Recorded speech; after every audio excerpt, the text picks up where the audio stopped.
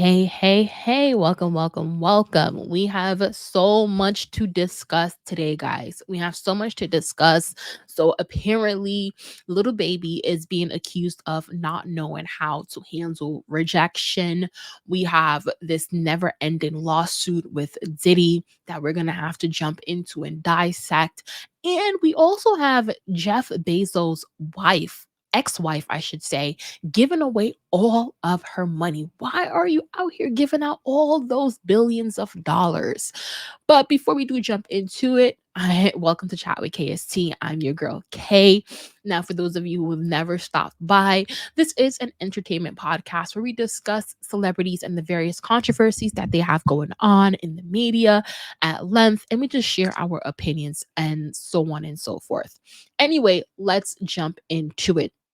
According to the neighborhood talk, OnlyFans porn star exposes little baby for blocking her after she ignored his DM.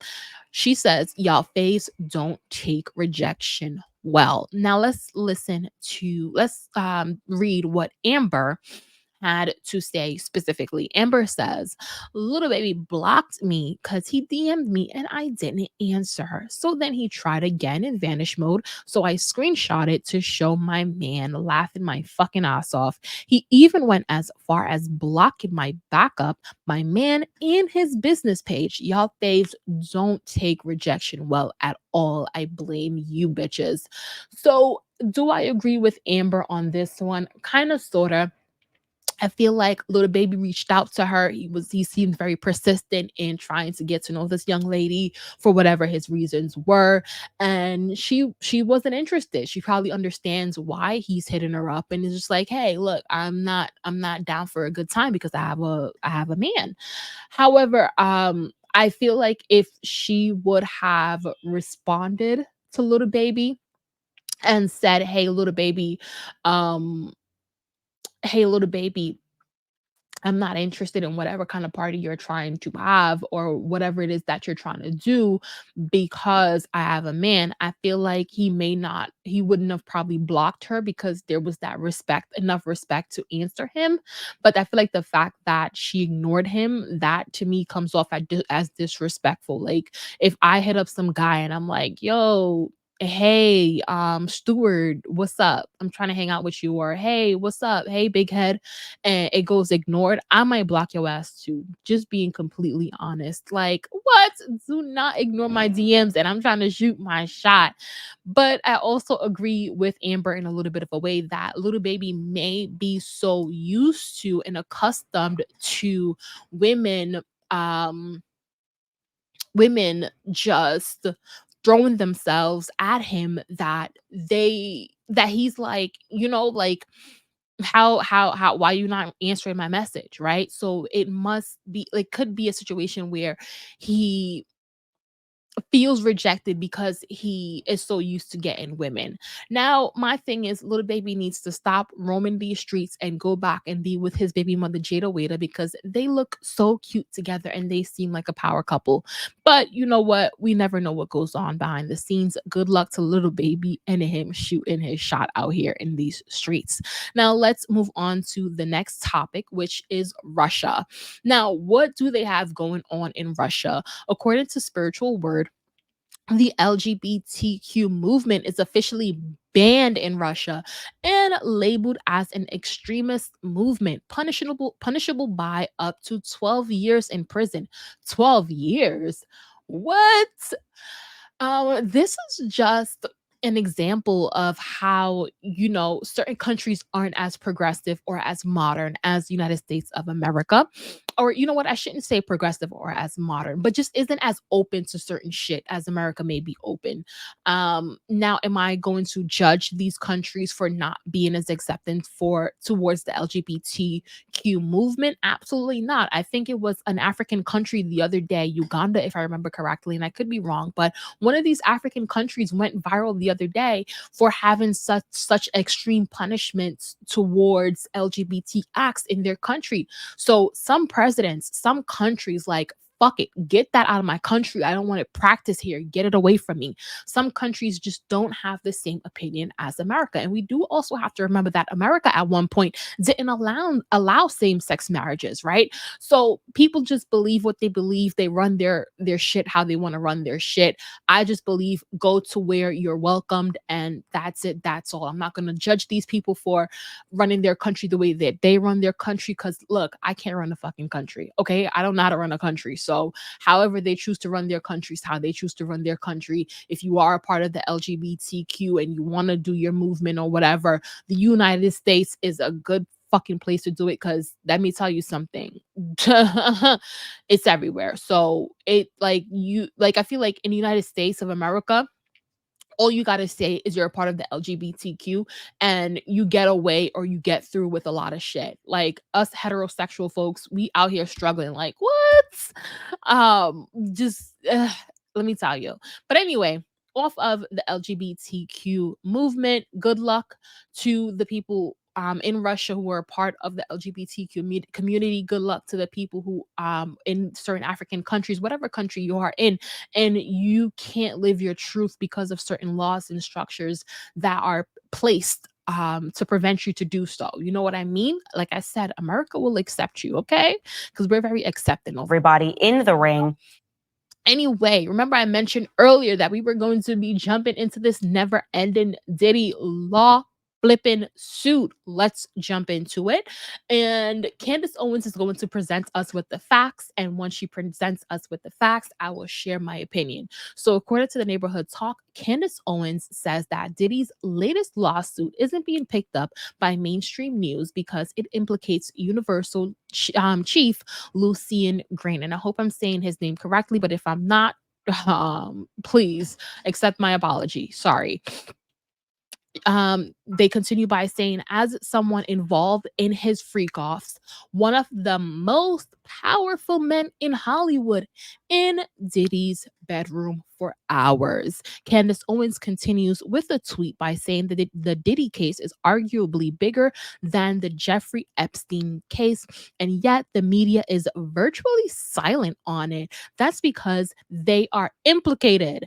It is dark, but we know that both politicians and celebrities are being blackmailed. So let's listen to what Candace Owens had to say about this lawsuit. He says that it is his Diddy's son, Justin, that solicits the prostitutes and the underage girls and the sex workers, allegedly, for these freak-offs. He also lists Stevie J, who recruits the sex workers and attends and participates in the freak-offs, and another young man named Brendan Paul, who works as Mr. Combs' mule. He acquires and distributes all of the drugs and the guns.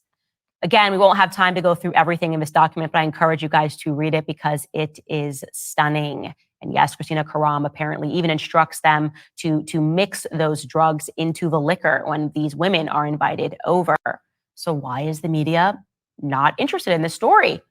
Well, here is explosive allegation number 4 coming from this lawsuit.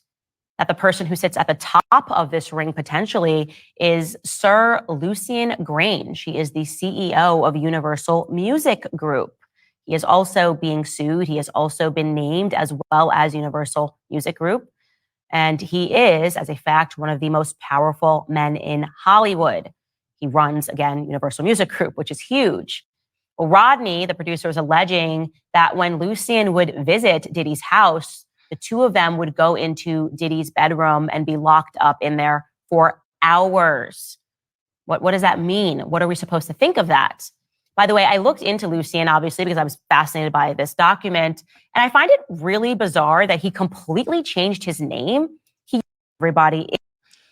All right. I think Candace Owens just said that the name of the guy suing Diddy's name is Rodney. So I refer to him as Rodney. Honestly, I don't remember this man's name. So basically, Rodney is suing Diddy, right? Now, I think where Rodney went wrong, and I feel like Rodney won't get the money that he's looking for. based on what I've been seeing in the media, is that he tries to implicate others. He tries to expose, I should say, not exposes. He tries to say expose, he tries to expose, ooh, blah, blah, blah. He tries to expose Diddy and his secrets. And I think that's where he goes wrong, right? We live in a society where we think that, exposing people's secrets and doing all these different things would get us where we want, right? However, it doesn't work in court. In court, what works is the flipping facts. And that's not what the word I wanted to use, but let's stick to that. What works in court is the facts. Like, you have to be factual about what it is that is going on. So as it relates to Rodney, and again, I haven't read through this lawsuit. I've been busy doing a lot of other stuff. Haven't been gotten the time to read through this lawsuit. But if you are saying that Diddy is they're hiring underage girls for these parties, they're funneling drugs through like funneling illegal drugs and putting it in the drinks and of others and stuff like that. That sounds to me like a criminal case. That sounds to me like something that the cops need to be involved in, right? Drugs, being placed, drugging people, it sounds like illegal, something illegal criminal act. Underage girls at a party, it sounds like an illegal criminal act. That doesn't sound like something civil. um and let me just try to get my point across as it relates to Rodney, because I'm like struggling to get my point across real quick. As it relates to Rodney, and where I feel like his, like, if those girls, those young girls wanted to sue Diddy, understandably, but what does that have to do with fucking Rodney? Like, what does that have to do with you, Rodney? The fact that Diddy, Stevie J, or whoever else allegedly hired young underage girls to be at a party. How did that pain and suffering affect you, is what I'm trying to say. So when it comes to a civil lawsuit, you have to say, hey, on September the 9th, 2013, Diddy punched me in the face. On December the 12th, 2014, Diddy threatened me through text messages. See Exhibit B here, right? You have to tell me directly what this person did to you specifically that is worth $30 million. And it's rumored that it's $30 billion, but whatever, billion or million, what has Diddy done to Rodney that is worth $30 million, is my question. And I feel like trying to implicate other people, like, is just working against him, because I don't care who's in Diddy's bedroom for hours. It doesn't matter if Diddy is homosexual, if Diddy is bisexual. That's none of my business. Alleged, if he's did these things allegedly, let me put that out there. Allegedly, if he's any of these things, it's none of my fucking concern, right? Now let's dissect the lawsuit in a little bit of a way. Now we have it sounds like we have criminal acts over there going on. Does somebody want to investigate this criminally? Right? Does some of the underage girls want to file a civil lawsuit? Because it sounds like they perhaps can, right? But Rodney, why should you get $30 million for this? Why should you get $30 million because Diddy have all these different men in his bedroom? Why should you get $30 million because Diddy's funneling drugs at party? Now, that, like, I hope you guys are understanding what I'm saying. Like, what did Diddy do to you? Like, you stop telling me what Diddy did to Tom, Dick, and Harry. I want to know, Rodney, what did Diddy do to you that is worth $30 million for you to be suing him? It sounds to me like everybody sees what happened with the Cassie situation, and they're trying to all get in on the fucking pie, to be completely honest. Because if there are criminal acts going on at Diddy's party, why didn't you report that before? Why didn't you call the cops when you realized that there were underage women and there were people funneling drugs and alcohol at parties? You didn't care then. So why do you want $30 million now? Is my question. Now let's stick to what Diddy has done to you, and anything else is none of my concern. Do we need to get some investigation going on over there in Hollywood so that the underage girls keep them out? The drugs being funnel secretly in alcohol. Does that need to stop? Absolutely. Somebody go over there, some cop, go investigate what's going on over there. But that does not equate Rodney getting 30 mil. It doesn't. So with all of that being said, and then he's like, I feel like whichever lawyers are behind this Rodney case, I don't know. Like, I feel like Diddy's lawyers are gonna have a fucking field day with this one, because at the end of the day, like, not only what did he do to you specifically, you're calling a lot of other names in this lawsuit. A lot of other people who are going to lawyer the fuck up, right? And they're going to ask you questions like, why are there secrets in this lawsuit? Like, how did they affect you? So Candace Owens is saying that the reason why, um Candace Owens is because people will say, if he doesn't have any proof of this, right? People can sue him for defamation.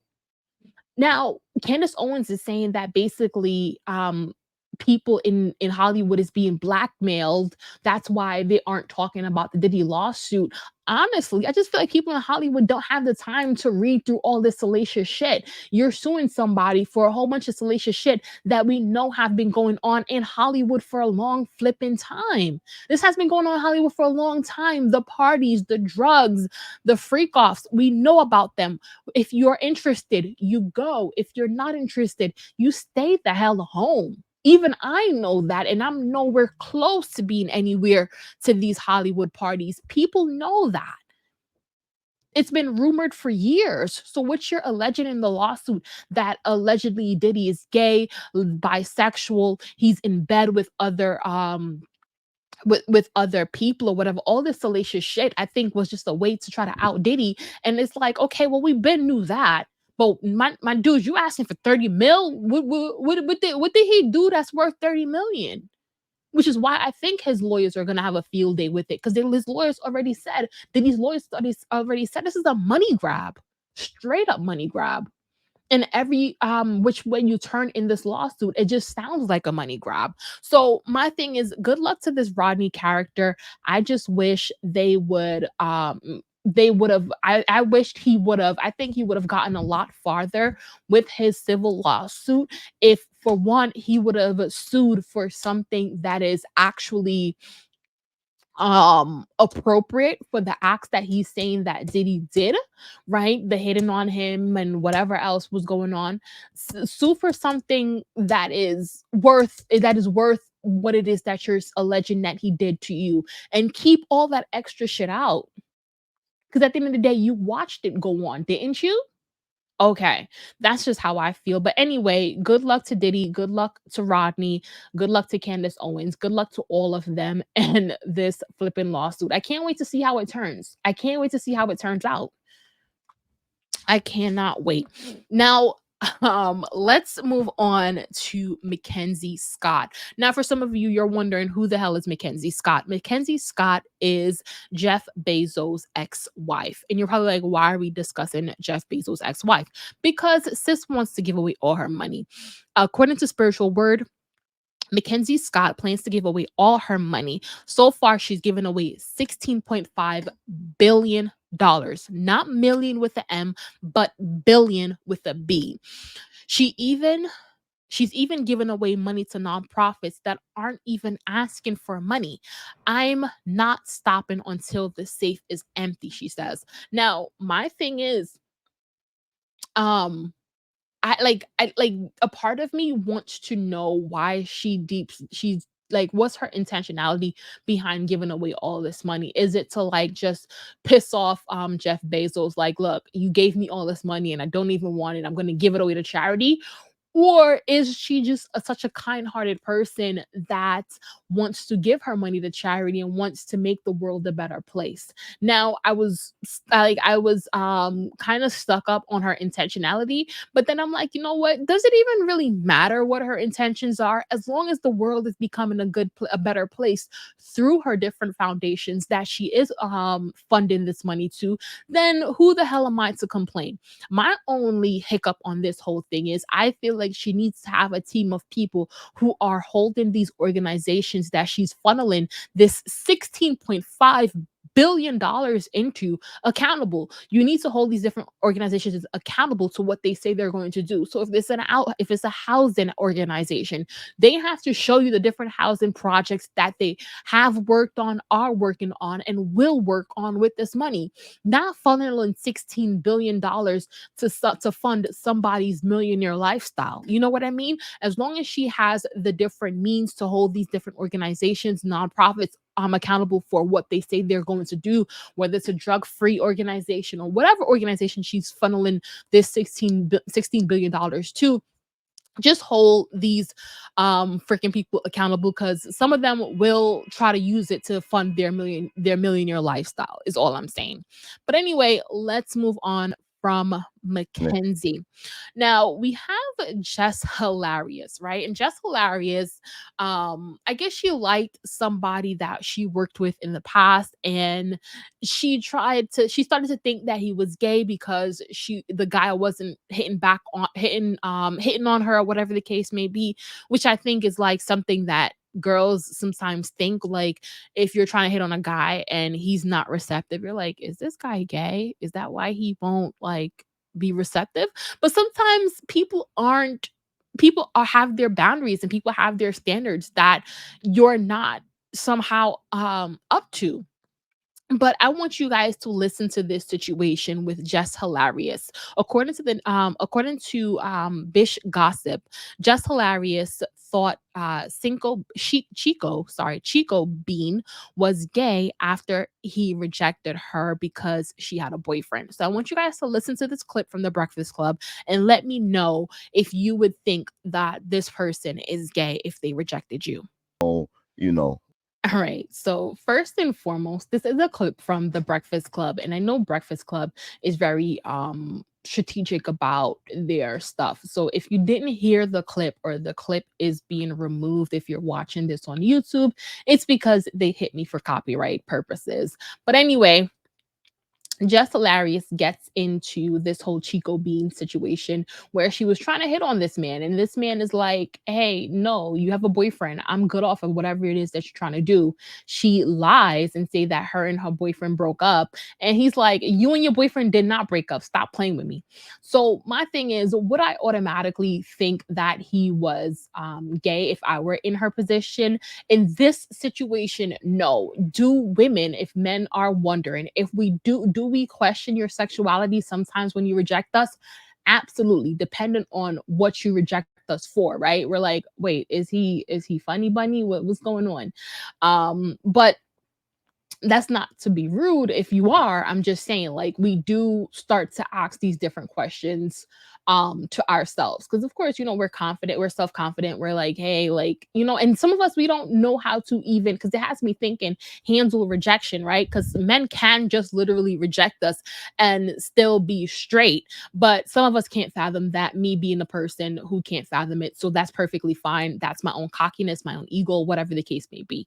We do some of us do question your sexuality, but in this situation, as it relates to Jess Hilarious and Chico Bean, I wouldn't have questioned this man's sexuality. I'm like, look, if you already have a man, no man wants smoke with the next man.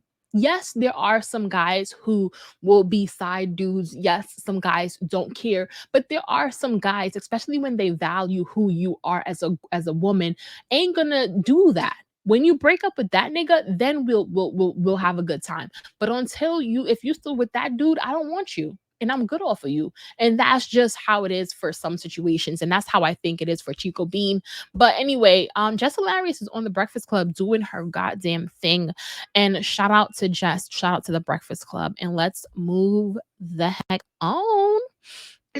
All right. So apparently I guess Drake sent Sexy Red some Chanel bags. Let's listen to what Sexy Red had to say. Favorite hood hottest princess, sexy motherfucking red. I just want to say I'm glad I got rich friends that be turning me up and thinking about me. Thank you, Drake. I appreciate you. You just turned the bad bitch up. Four Chanel's. What a Northside bitch doing with four new Chanel? Like what? What? Turn me up there, man. Turn me up there. Yeah. It's your favorite hood hottest princess. All right. So, according to It's On Site, Drake is standing on business behind Sexy Red. Now, a lot of people tried to make it into like a sexual thing, saying, hey, that they're dating or whatever the case may be. I don't think Drake and Sexy Red are, excuse me, are dating. I just feel like, like you meet somebody and they have a good vibe and it's like, yo, you're mad down to earth. I really mess with you on a hard ass level. So you know what? I'm gonna show you love every single turn. I'm gonna show you that I really do check for you. And I think that is what Drake is doing as it relates to Sexy Red. But if you're watching this on YouTube, comment down below. Let me know how you feel about Drake and Sexy Red's relationship. And if you're listening to this through the audio platforms, I think you can send me a voice message. So let me know what you guys are thinking about the topics thus far. Now, Young Miami sends out a tweet and it says, it's so crazy how y'all flip flop on people. It's insane and should be studied. Now, what is Miami referring to? Young Miami referring to? We don't specifically know, but I do think it has something to do allegedly with the allegations because Miami too was implicated in this lawsuit with Mr. Rodney, saying that I think her cousin was like forcing herself on him, or like it was something where Young Miami cousin forced herself upon someone or something like that, and she's being implicated in certain things or whatever the case may be. So maybe she's experiencing people around her flip flop on her because of it, or she could be even, one second,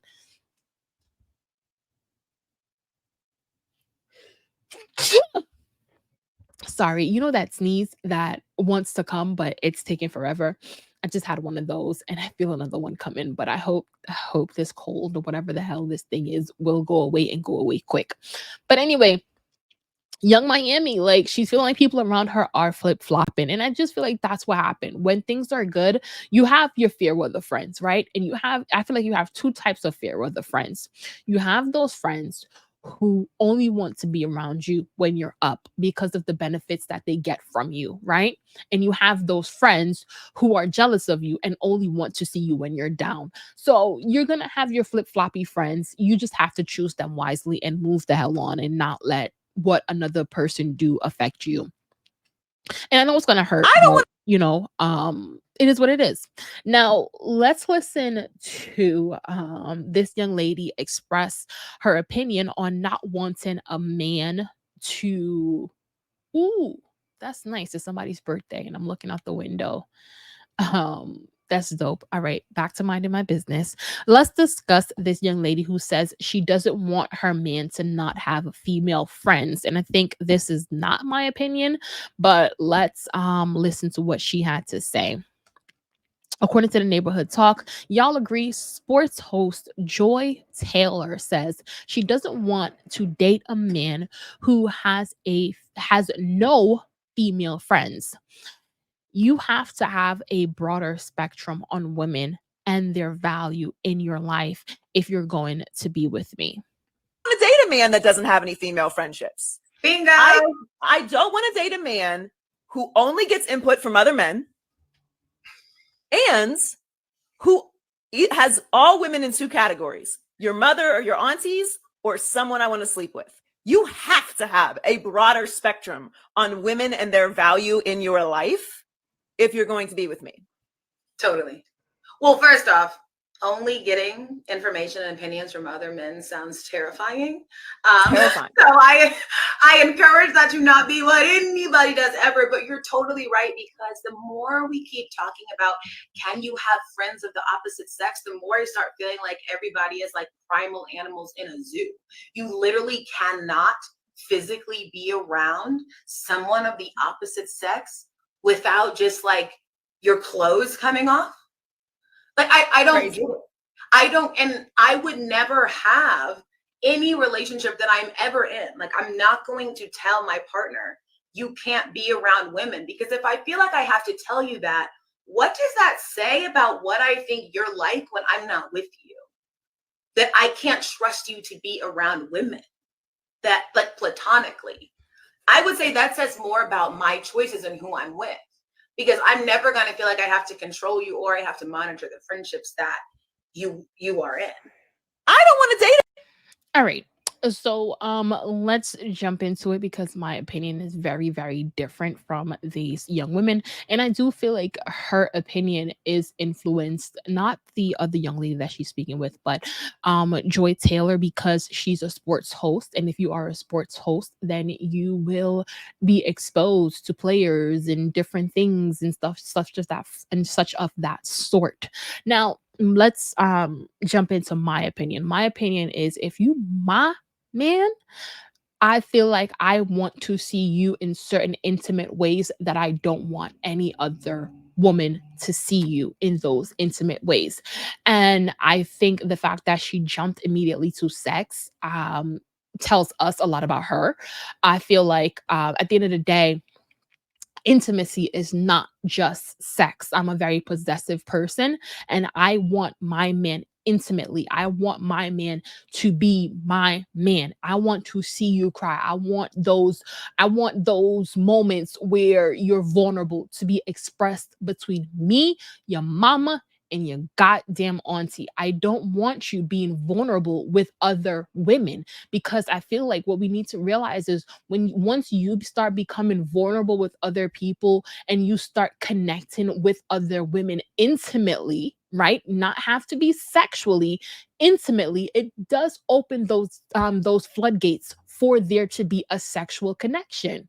And that's just how I feel. When you are sitting there chopping it up with your homegirl and you're getting all intimate and you're explaining all these different things to your homegirl and funneling all this information to her and she's funneling all this information to you, I feel like there are things that start to happen and start to develop that's beyond a homegirl home guy relationship. Now, am I saying that there aren't people out there who can have those homey relationships from the opposite sex? Absolutely, I've seen it, people do it. However, what I've seen a lot of times is one and two times some sexual shit happen throughout the course of that relationship, and y'all hop, skip, and jump and act like that didn't happen, or like that moment of connection didn't happen, or whatever just didn't happen, just to continue the homie bro relationship or homie girl relationship that y'all have going on. I just feel like, as it relates to Kay and what Kay wants in her relationship, can you have other female friends? Absolutely. You can have female friends, you can have female colleagues, you can be around other women outside of your aunt and your mom. However, once it start to become intimate, right? Which is where you start divulging all these deep dark stuff, or all these deep dark feelings or whatever, I feel like that should be reserved to me. So if you do have platonic friendships, it's mostly on a hey, hi, bye, how are you doing? How can we get this done? How can we move and progress this forward as a unit? But not no intimate, vulnerable shit. I feel like I want to be your go-to person. If you need some intimate shit, let your homeboys be that. Let your mama be that. Let your auntie be that. So I am one of those girls. But anyway, I don't know, like, off of this topic real quick, let's jump into this conversation where on TikTok they have it, are you a girl's girl? And like, it's, I guess it's like saying like, are you a girl's girls? Like, do you have girlfriends? Do you like hang out with girls? Do you do this? Are you a girl's girl? And I'm not a girl's girl. Like, I am not a girl's girl. I want to be wrapped up in my man. Like, I am not a girl's girl. If I'm hanging out with you and my man call me, let's go. Time to go. Or I'm ready to go. And if we're in a group, then hey, group, everyone get home safely. But it's my time to clock out. So I'm not a girl's girl. Share your thoughts and comments on this whole girls girl situation, and also on the topic of hand. Would you be okay with your man having friends with a female? Now, let's move on to Joe Budden. Now, Joe Budden feels as though Kelsey Nicole Harris, has implicated herself in this lawsuit. Not in this lawsuit, but in this long drawn out case between Tory and Megan Thee Stallion. And I want to say it's actually a public um case that that feels like it's still ongoing because Tory has filed his appeal, right? But according to It's On Site, Joe Budden reacts to Kelsey Nicole recent interview where she insinuates that an alleged video may be AI generated to implicate her as the shooter. The AI is set up. It's dangerous. Now let's listen. You want me to go? Well, All right. So, Joe Biden is basically alleging that Kelsey basically did it. If you read between the lines. And he feels as though Kelsey's trying to cover herself by saying, "Hey, look, if there's any video that comes out of that night with Megan Thee Stallion, Tori, and I'm magically the shooter, then somehow, some way, shape, or form, it's AI generated." Now, my thing is, if a video is out, right, that shows Kelsey shooting Megan Thee Stallion and not Tory Lanez, I do feel like there are technology and tools to find out if it has been manipulated by AI or Photoshop or whatever the case may have been. Now, I just feel like, for one, Kelsey shouldn't have done this podcast because the podcast, it was boring. Like the interview was boring. It was just her talking about her life. And I don't feel like her life is boring. I just feel like it was set up in a way that you made it seem like you were going to speak out about that night for the very first time, but you didn't really do much speaking out about that night. That's number one. Number two, I'm of the opinion that, hey, Megan Thee Stallion has already pointed out her shooter. She has already said that, hey, Tory Lanez is the person that shot me. He's the one that shot me. So I feel like she's already pointed out her shooter. He's already behind bars. However, if Kelsey keeps speaking and these umbrellas who are Tory Lanez fans, and that's what they're called, umbrellas, keep listening, they're going to continue to pick apart her story because a lot of people feel as though, not a lot, but a few people feel as though Kelsey was the shooter behind the gun that night, that very faithful night, and Tory is innocently behind bars. Now, I just feel like if you know that you're in such a tight situation, I wouldn't be doing much talking if I were you. I wouldn't say much, because anything you say on that topic, like if you want to talk, but just don't talk about that topic, right? So I would just say, hey, I'm doing an interview. If I decided to do an interview and I was Kelsey, I'd have been like, hey, I'm doing an interview just so you guys can finally get to know who I am. I'm not talking about that night. I'm putting that faithful night behind me. I'm just going to discuss myself, and you guys get to know me and all the ventures that I want to get into. And if you're interested, tune in. And if you're not, then that's fine. But I feel like to sell the story or to sell the interview, it was sold to us like she was going to be talking about that night. And I think it kind of backfired. So I just feel like Kelsey being in the situation that she is, just moving forward, talk about everything else you have going on with your agencies, with your A&R, whatever you have going on, and stay off of the topic of that faithful night. Tory Lanez has filed his appeal, so we'll see how this case keeps on giving, because it happened in 2020 and we thought it was closed, but here we are in 2024 and Tory has filed his appeal. Now let's move on. According to the Shade Room, Kyle Kuzma shares a message to Drea Michelle and fellow NBA player Jalen Green following Drea pregnancy announcement. So for those of you who don't know Drea, I think she's a past basketball wife or whatever the case may be, and she is now pregnant for what is a 22-year-old NBA player, and I think she's supposed to be like 37, 38, or like in her late 30s. And people are like, if you're in your late 30s, why are you dating somebody in their early 20s? You're trying to basically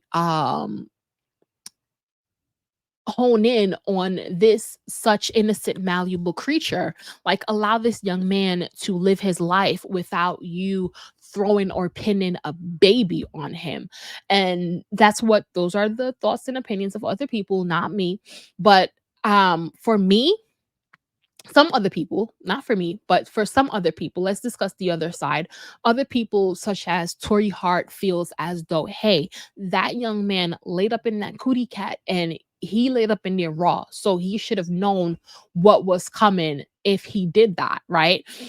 So you have two varying opinions. One side feeling like fuck Drea because Drea shouldn't have done this, and the other opinion is that this young man should know what he's signing up for.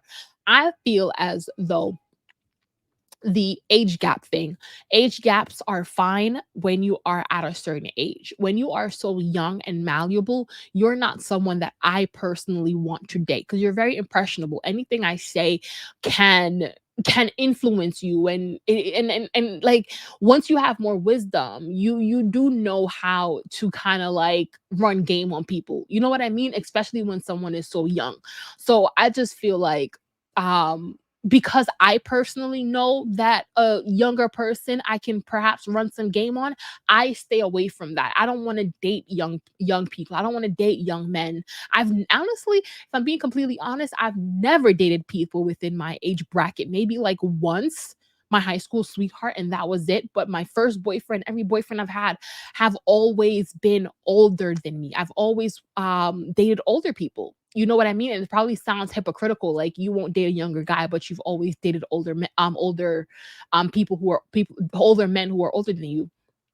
I just feel like I don't know, like, is there a double standard between men and women? I don't know. I just personally wouldn't date someone younger and get pregnant for someone younger, just because I feel like not only are the opinions going to come, I just feel like in myself it wouldn't be right, right?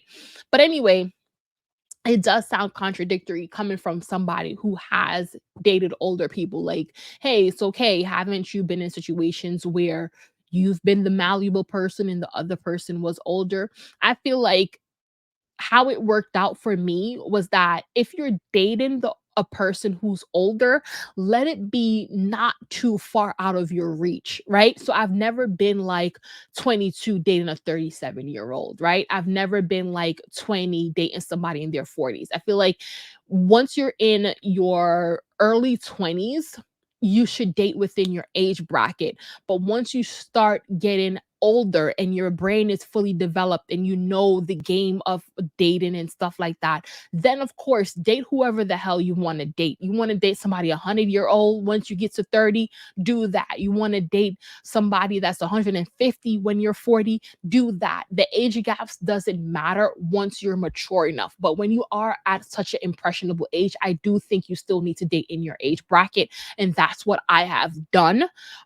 Even though I dated older men growing up, they were still somewhere close to my age bracket, if that made sense, right? So I just feel like date who you want to date after your brain is fully developed, which is like your late 20s. But in your early 20s, in your teens, you should be dating around your age bracket. You guys should be having lots of fun, not having babies, not doing all of that stuff, you know. But anyway, that's just my opinion. Am I going to condemn Drea and say, oh my God, she's a witch who took this young man or whatever by a storm? Absolutely not. She does what she does. He's at the end of the day a grown adult, and this is the situation that they've now been presented with. Now let's Hey, move. I've been on drugs. I've been through hell. Let's move on to Mike Epps. And Mike Epps basically says that he used to do that Tina Snow. According to Neighborhood Talk, oh wow, Mike Epps says he was on cocaine while filming All About the Benjamins. I used to sit in Ice Cube's trailer in the morning crying. All About the Benjamins, baby. Who remembers that movie? Let's listen to what Mike Epps had to say. Hell, you know what I'm saying? I did most of the movies on cocaine. All About the Benjamins. I used to sit in Ice Cube's trailer in the morning and be crying, tears. He like, Mike, wipe your face, man. You a king, nigga. Stop doing this shit to yourself. I'm sitting there wiping myself because I was really, I had survivor's remorse. I was so sad that I left all them niggas here in this city and I was famous. And when I would come home, I wanted them to be happy for me and they was mad at me. So I said, damn, I got to destroy myself for you to like me. I was like, damn, my favorite nigga, it seemed like he liked me more when I'm coming down off coke and I'm crying and I hate myself. He was like, oh man, I love you, nigga. I'm praying for you. But when I wasn't high and I was working out and I looked good, he's like, nigga, you think you better than me. I said, nigga, how is my success a reflection of your failure? And that's what happens to the kids. They around here killing themselves, trying to fit in with somebody who's fucked up. That's the truth. Now, I'm a comedian. We supposed to be laughing. Hey, I've been on drugs. I've been through hell. You know what I'm saying? I did most of the movies on cocaine. All about the... All right. Give me one sec, guys, before I share my opinion. All right. Sorry about that, guys. I had to take care of something. You probably wouldn't even have felt the pause. But anyway, let's jump back into Mike Epps, right? So for Mike Epps, I feel like yes, I understand survivors remorse and stuff like that, feeling like, hey, you're on top, you made it. There are certain people that you grew up with that aren't as far as you are, and you may feel like you want to connect with them, so you perhaps do certain self-destructive things. I just feel like personally, me, I am of the opinion that if I do something and I'm going to talk about it or whatever, and I'm going to be of a stature of Mike Epps, I need to be talking about the accountability that I took, right? I need to be talking about the lessons that I learned. And I feel like a big lesson in drug abuse or in drug cases is accountability. It's not blaming someone, because many people can come up with various reasons as to why they've taken drugs, whether it be a bad childhood, whether it be someone cheating on them, whether it be someone hurting them, whether it be losing a close loved ones. You can find many different reasons why you decided to dibble and dabble in drugs, especially as extreme as cocaine. However, there needs to be some accountability of self and say, hey, you know what?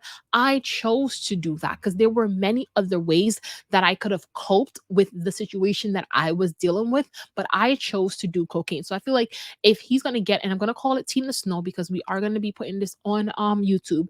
If Mike Epps chose to do drugs, Tina Snow, I feel like there should be some level of accountability. Like, I chose to do that. I chose to do something that I shouldn't have done. And I've learned so much from doing that. And whatever else he has learned from doing that. But to blame your friends or to blame this and say survivor's remorse, this and blah, blah, blah. I feel like there are so many other ways that you can handle that, right? Many people deal with leveling up and having some shitty friends not be happy for them. All of them don't go around dipping their nose in Tina Snow is basically what I'm saying. Now, I feel like this off of the Tina Snow, I feel like this whole podcast, not podcast, but this whole interview with this guy, all I think it's at All About the Smoke or whatever. I feel like if Mike Epps, instead of disrespecting Shannon Sharp, would have went onto the Shannon Sharp show and sat and did this interview, I feel like it would have been more widely viewed and received.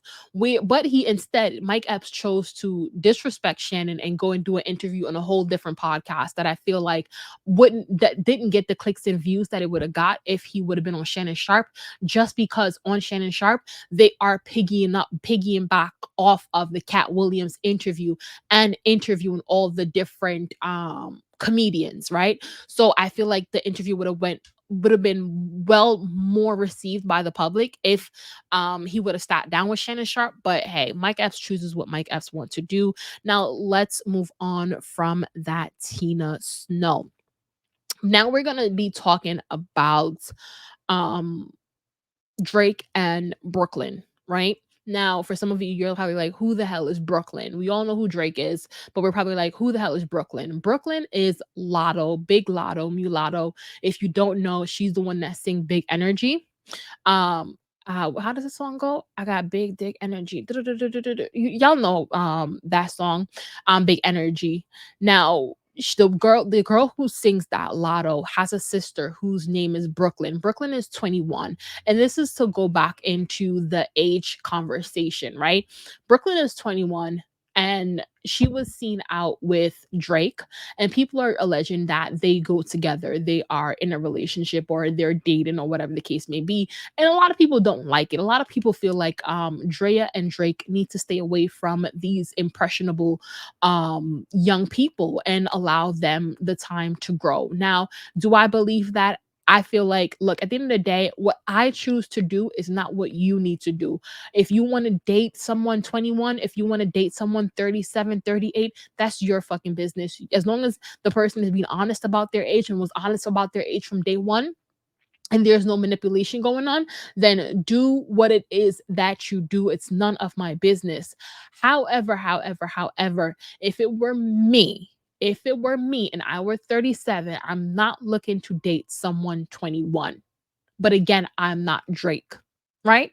Now, I feel like if it were me and I was 21, would I want to date someone older? 21, yes, I would have perhaps dated. So was I dating someone older at the time? 21. I was dating somebody maybe like 3 years older. So like you know what I mean? Like when I'm saying there's an age, like I always dated someone older growing up. It was like, okay, the person was 4 years older than me, 3 years older than me, whatever, but it wasn't a wide two-figure age gap. You know what I mean? Maybe you can date somebody with a wide two-figure age gap when you have fully developed. In your 30s, I feel like in your 30s ain't nobody talking about age gaps because we don't care at that point. But in your 20s, there is a stigma about the age gap. And I just feel like if Drake knows this, if Drea knows this, then why go and be with these young people? But again, life is life. Life is going to move on. They're going to date who they want to date. And that's it. And let's not act like, these are teenagers. They are 21, they're 22, they're of age to drink. So if they consensually say, hey, I want to be with this person, then who the fuck am I to say, oh, you shouldn't be with them because you're so impressionable and they're going to manipulate you and they're going to do this and they're going to do that. Like, that's not my business to do that. So if Drake wants to date Brooklyn and Brooklyn is down with dating Drake, then good luck to these two, is all I have to say about that. Now, let's move Now, on. being as though you are a comedian. Let me turn this thing off because I hate when they do that. Do I want to talk about Larsa Pippen? No, I'm not going to talk about Larsa Pippen. All right, let's jump into this TikTok ban. Now, for this TikTok ban. Now, for some of you, you may know that those of you who are on TikTok, I should say, you may know that they want to ban TikTok because you got that that notification, especially if you're in the United States, that hey, they're trying to ban TikTok, they're trying to stomp on your constitutional right and all of these different things. Don't allow it. Call this number. Blah blah blah blah blah.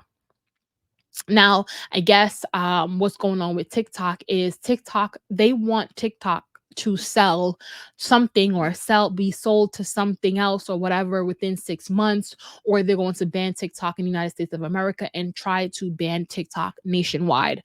And Congress put it through, and it was a unanimous vote, and President Biden is like, look, if they wouldn't have done it, I would have done it myself. Like, if they don't pass it, I'm gonna pass it, or whatever the case may be.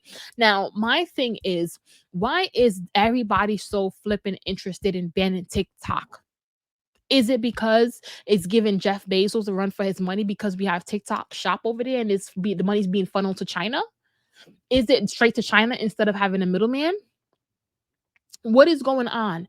And they claim it's because they don't want TikTok to wake up one day and start to promote communism on their apps. But at the end of the day, isn't the United States ran under the pretense of democracy, but really is a dictatorship?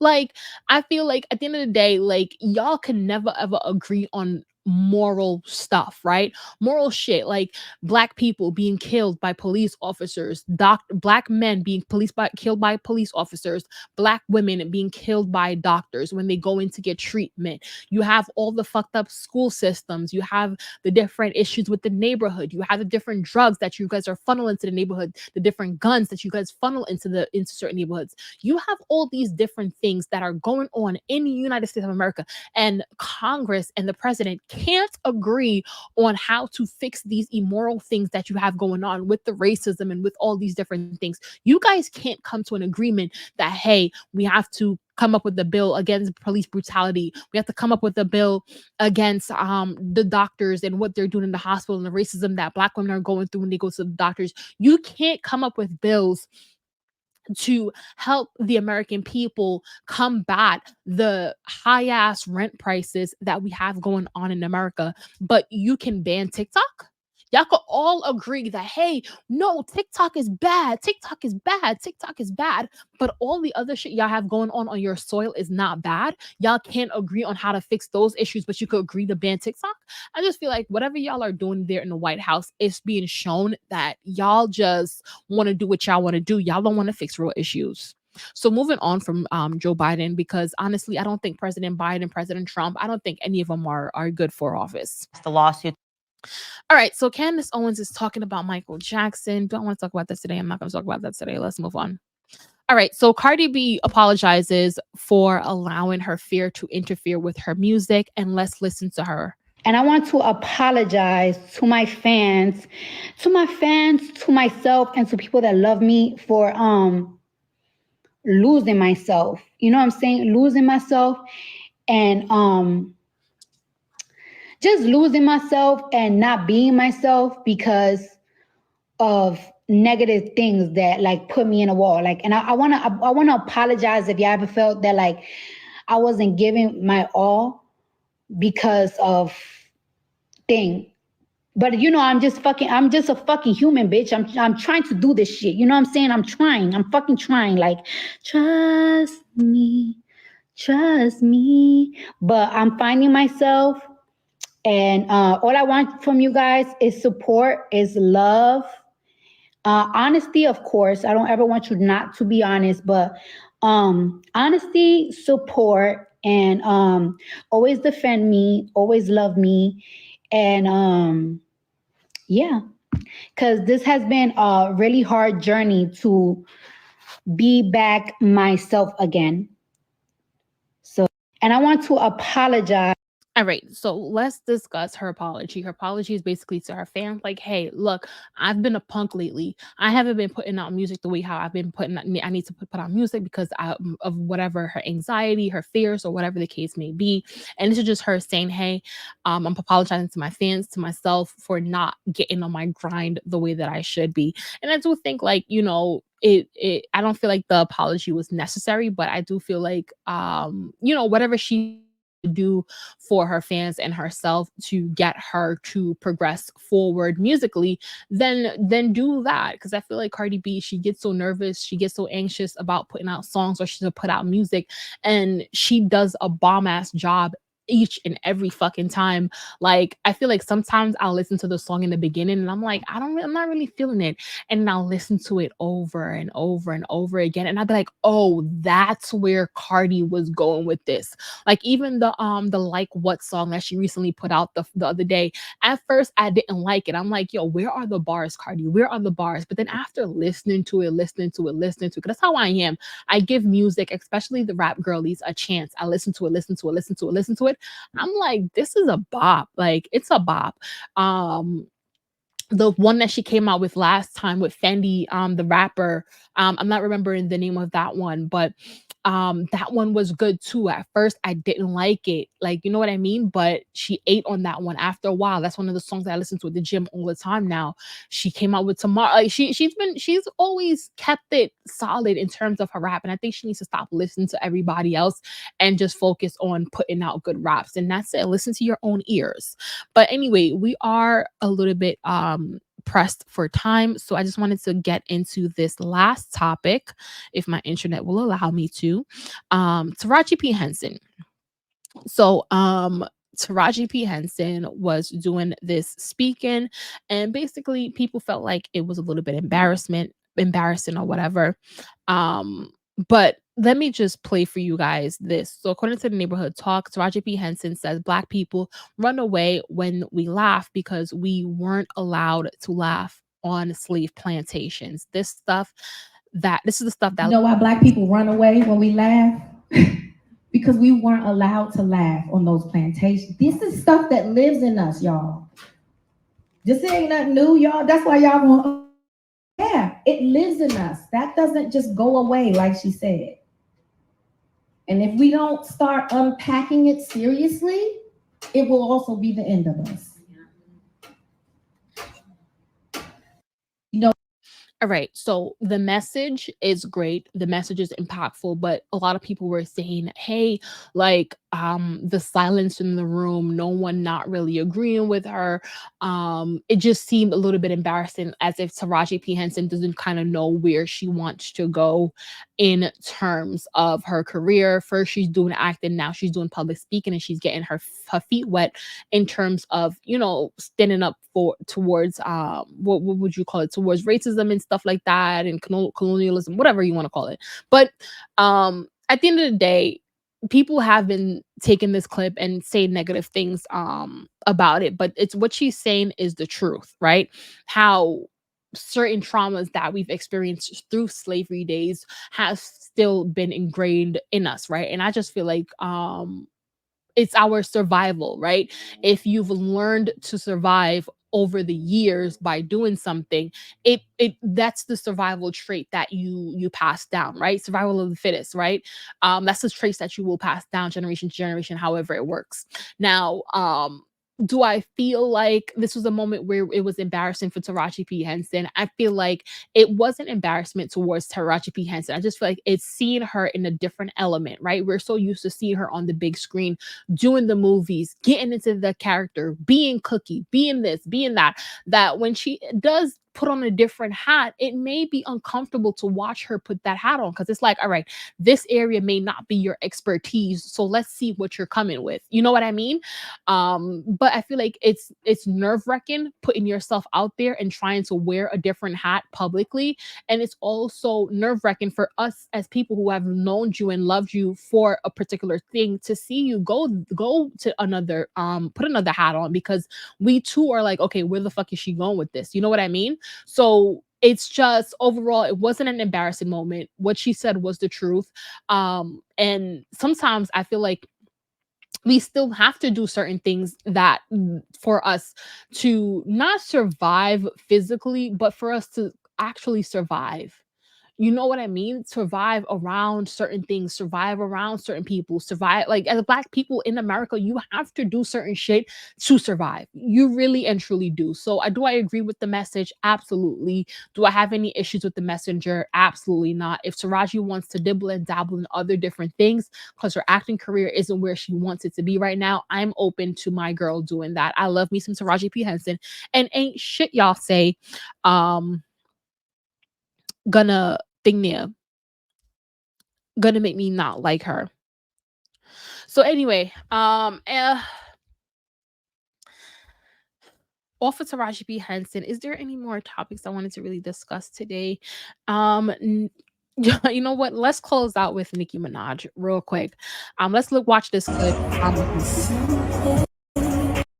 And I'm gonna actually mute the clip because YouTube, you aren't gonna hit me for no copyrights. But if for those of you who are listening, Nicki Minaj is literally on the floor with her legs spread wide open, showing all that she got, showing her curves, showing her bootyliciousness on the floor. And I feel like a lot of people sang "Put It on the Floor," knowing it was a diss track towards Nicki Minaj. And Nicki Minaj is literally taking her power in this moment and saying, look, I am on the floor and I'm looking sexy as fuck. And what are you going to do about it? That's how I interpreted her being on the floor on her tour, because she has been on the floor multiple times on her tour. And she's like, put it on the floor. All right, well, watch me put it on the floor. And she's doing it looking very gorgeous doing so. So what was supposed to be something embarrassing for Nicki Minaj is turning it into something positive. I feel, I could be wrong, but anyway, share your thoughts and comments if you are listening to this on YouTube, and if you're listening to this through the audio podcast. Girls, guys, send me a message, a voice message, just like, hey, what's up, Kay, or whatever. This is my opinion on this, or whatever the case may be. I look forward to it. And again, those of you who know me know that closing out the show is always the hardest thing, because I never want to go. I'm a girl, like they say, to know thyself. I'm a girl who loves to chat. I love to babble. I love to get into some things. So it's like, time for you to go. Time for you to shut up, Kalila. Ooh, that man almost crashed. So painting the scene for y'all real quick. I'm in my room by my window, looking at my window with in front of my desk with my computer, and on my window where I can look out of, there are so many cars. Like, it's a public road, like a public street, not like a side street, but a public street. And this guy almost crashed. You heard the skirt. But anyway, if it's one thing, just the last point, if it's one thing that does happen a lot on that block that I'm looking at, a lot of accidents. I'll be laying down in my room and all I hear is boom, boom. So I'm used to listening to it, but I'm not used to seeing it. So I was like, oh, what's going on over there? But anyway, don't forget to share your thoughts and comments on these celebs. Share your thoughts and comments on the podcast. Let me know what I can do to improve, but let me know what I can do to make your journey and experience on this podcast a better one. Laters.